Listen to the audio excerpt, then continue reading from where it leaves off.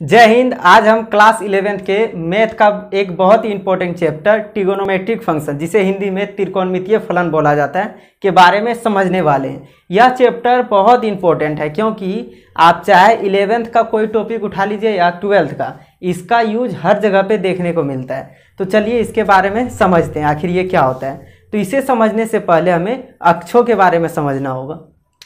जैसे देखिए, ये मैं बना रहा हूँ एक हॉरिजॉन्टल लाइन यानी कि क्षैतिज रेखा, जिसको हम लोग एक्स अक्ष बोलते हैं, ठीक है।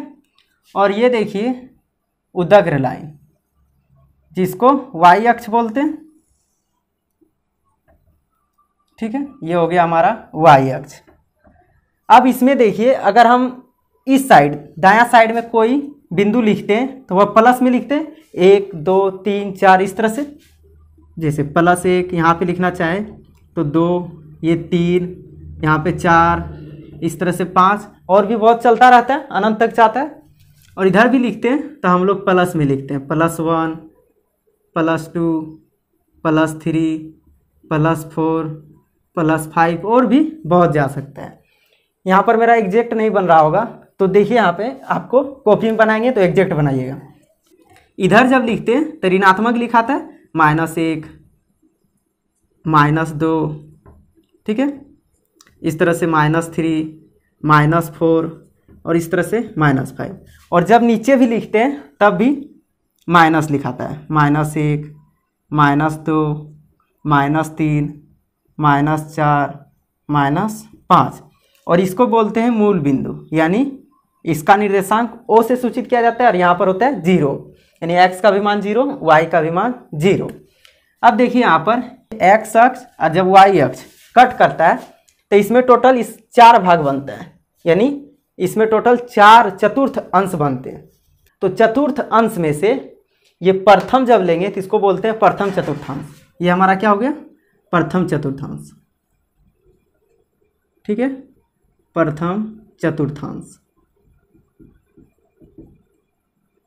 खुद भी देखिए यहाँ पर लिखा हुआ है चतुर्थांश, मतलब इस चतुर्थ का एक हिस्सा यानी एक अंश, वही हो गया चतुर्थांश। और ये पहला चतुर्थांश होता है, ये दूसरा चतुर्थांश होता है, ठीक है, दूसरा, जिसको द्वितीय चतुर्थांश भी बोलते हैं।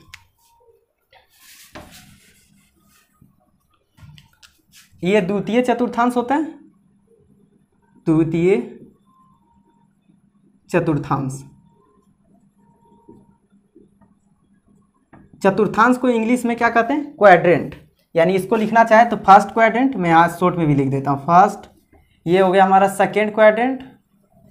देखिए ये तृतीय चतुर्थांश, ठीक है, तृतीय चतुर्थांश, जिसको इंग्लिश में लिखते हैं थर्ड, और क्वाड्रेंट नहीं लिखते, थर्ड से समझिए कि ये थर्ड चतुर्थांश है, तृतीय चतुर्थ। और यह चतुर्थ चतुर्थांश यानी चौथा, ठीक है, चतुर्थांश, इंग्लिश में फोर्थ। तो यहाँ पर देखिए प्रथम चतुर्थांश में कुछ भी बिंदु लेते हैं तो उसमें x भी प्लस होता है, y भी प्लस, यानी इधर कुछ भी ले रहे हैं, मानता धनात्मक आ रहे हैं। धनात्मक का इंग्लिश पॉजिटिव होता है, यानी लास्ट में भी ही आता है, इसलिए इधर धनात्मक को शॉर्ट में लिखेंगे तब प्लस भी लिख देंगे तो बता दे रहा है कि इधर क्या हो रहा है, धनात्मक हो रहा है। उसी तरह से इधर भी धनात्मक मान आ रहा है, यानी पॉजिटिव ही आ रहा है, प्लस में ही। उसी तरह से देखिए इसको लिखना चाहें तो इसमें ऋणात्मक आ रहा है तो यहाँ पर लिख देते हैं -भी। नेगेटिव में भी लास्ट में भी ही आता है, उसमें माइनस लगा दिए तो ये बता रहा है कि ऋणात्मक है, और इधर भी हमारा ऋणात्मक होता है। अभी इसका यूज होगा, क्यों मैंने पॉजिटिव और नेगेटिव लिखा, यानी इसमें कोई भी बिंदु लिखना चाहेंगे x, y, जिसमें कुछ x का मान होता है, y का मान होता है, तो दोनों का दोनों क्या होगा, प्लस में आएगा। जैसे 3, 4, इसका मतलब क्या होगा कि x का मान 3 लिए, y का मान 4 लिए, तो दोनों का देखिए कहाँ पे मिल रहा है, यहाँ पर, यानी यहाँ पर बिंदु होगा 3, 4, यानी इसमें कुछ भी लेंगे इधर से और इधर से तो हमेशा प्लस देगा, इसलिए दोनों का दोनों क्या होता है, प्लस होता है। अब देखिए यहाँ पर द्वितीय चतुर्थांश में x क्या है, माइनस में, y क्या है, प्लस में, यानी इसमें x माइनस होता है y प्लस होता है। कोई भी बिंदु लेंगे जैसे -4,5 यानी x पहले लेते हैं y बाद में लेते हैं। ये सब आप नीचे क्लास में भी पढ़ चुके हैं।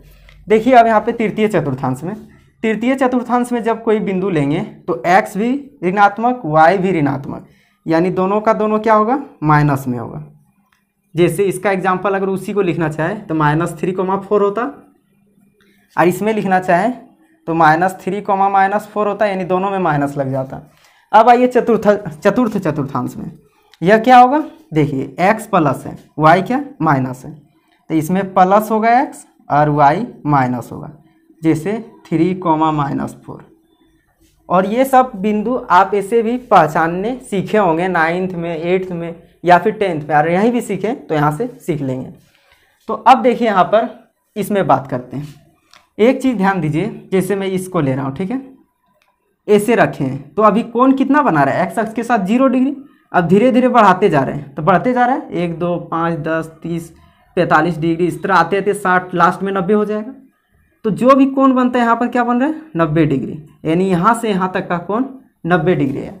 यानी प्रथम चतुर्थांश में कोण कितना से कितना है, 0 डिग्री से 90 डिग्री। यहाँ से कोण 0 से स्टार्ट हो रहा है और वह जा कहाँ रहा है, 90 तक, ठीक है। तो इसको मैं 90 लिख देता हूँ, या फिर 90 को ही हम लिख सकते हैं π/2 रेडियन में। अब देखिए यहाँ पर, तो जैसे यहाँ तक आए 90 डिग्री, तो इधर भी तो देखिए 90 डिग्री बन रहा है, क्योंकि एक तरह से यह एक दूसरे को लंबवत काटता है। तो 90 यहाँ भी बन रहा है, 90 यहाँ भी बन रहा है, तो टोटल ये कितना हो गया, 180 डिग्री। जिसको अगर रेडियन में लिखना चाहे तो हम बताए थे π = 180 डिग्री होता है, यानी इसको पाई लिखेंगे। अब आइए यहाँ पर, तो यहाँ पर भी तो 90 डिग्री बन रहा है, यानी यहाँ पर 9 × 27 270 डिग्री बन रहा है, तो यहाँ पर लिख दीजिए 270 डिग्री। इसको रेडियन में चेंज करेंगे तो वह क्या आएगा, 3π/2 चेंज कर सकते हैं। 3 गुना π/2 मतलब 90, 3 गुना हो गया। अब इसमें यहाँ पर यहाँ तक तो आ गया और यहाँ से इधर बने तो 360 हो गया, 9 × 36, तो यहाँ पर कौन बनेगा, 360 डिग्री। जिसको अगर रेडियन में लिखना चाहे तो 2π हो जाएगा। तो ये था कोण का बात कि यहाँ से यहाँ तक का कोण कितना बनेगा। यानी प्रथम चतुर्थांश में 0 से 90, द्वितीय में 90 से 180, तृतीय में देखिए 180 से 270 और चतुर्थ में 270 से 360। अब यहाँ पर देखिए एक ठो फंडा क्या होता है कि 360 से भी बड़ा कोण इसमें बन सकता है क्या, बिल्कुल बन सकता है। जैसे यहाँ तक आ गए 360 बन गया, ठीक है, एक चक्कर लगाने पे।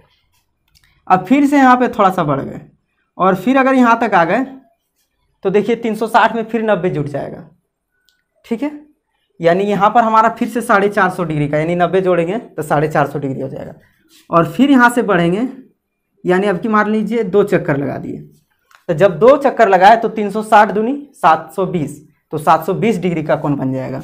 यानी एक चक्कर में 360 डिग्री, 2 चक्कर में 720 डिग्री। उसी तरह से 3 चक्कर लगाएंगे तो 360 गुना 3 यानी कि 36 × 30 × 90 6 × 18 यानी 1080 डिग्री। तो इस तरह से कोई भी कोण, यानी कि अगर हम n चक्कर लगाएंगे तो उसमें कोण कितना बनता है, n गुना, यानी जितना बार चक्कर लगाएंगे उतना में 360 से गुना कर दीजिए। जैसे इसको आप रेडियन में भी लिखना चाहें तो डायरेक्ट लिख सकते हैं n × 2π। ये ध्यान रखिएगा, n क्या है, चक्कर की संख्या,